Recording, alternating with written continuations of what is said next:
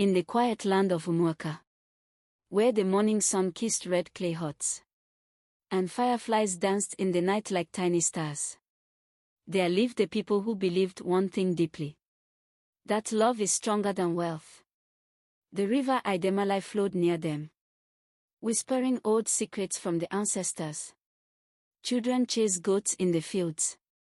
Mothers pounded yam in rhythm, and laughter lived in the wind. Umuaka was a home of light. In this peaceful village lived a man named Okafor. He was not a rich man. He owned no great herds, no shining treasures. But he carried a heart gentler than morning dew. His hands were strong from farming and hunting. His spirit was steady like an ancient tree. He shared whatever he had with the poor, and the people respected him greatly. Okafor had a wife, Adaeze, whose smile felt like sunrise, and whose voice sang like water touching stones. Together, they were blessed with 2 children: Obina, curious and brave, and Amora, sweet-voiced and always humming small songs, as she tied grass into tiny braids. Their home was full of warmth, full of yam smells and roasted fish, full of evening stories told by firelight, full of laughter and love. But even the stronger sun must one day hide behind clouds. Seasons changed, and sorrow found their door. One rainy season, Adaeze fell sick. At first, everyone believed it was just fever. The healer came with herbs. Okafor prayed. The children sang songs by her mat, hoping the spirits would hear.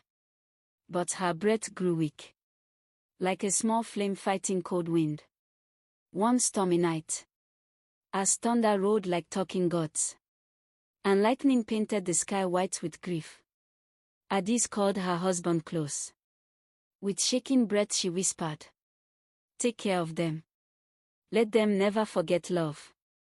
And gently, like wind returning home, her spirit left the earth. The sky cried with them. Rain beat the roof like drums of mourning. Women wailed. Men bowed their heads. Children whispered her name. Umuaka lost a gentle light that day. Days passed. Nights passed. Moons passed. But in Okafor's home, the air stayed heavy and still. He tried to be both father and mother, fetching water before dawn, cooking food, washing clothes, farming alone, and wiping tears from small faces, even when his own heart felt like breaking wood. Obina stopped asking questions about the sky. Amora clung to her mother's wrapper every night, crying herself to sleep. Laughter left the house. Silence moved in. The elders watched, their hearts full of worry.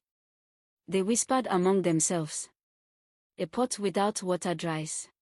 A child without mother love bends like a weak plant." Okafor's heart still belonged to yesterday, but his children needed tomorrow. Yet grief is stubborn, and healing moves slowly, like river water. The sun rose and fell many times in Umuaka, and the family carried their pain quietly. Still, the ancestors were not done with this home, because where love has lived once, it can grow again, even after sorrow, even after storms, if the heart remains open.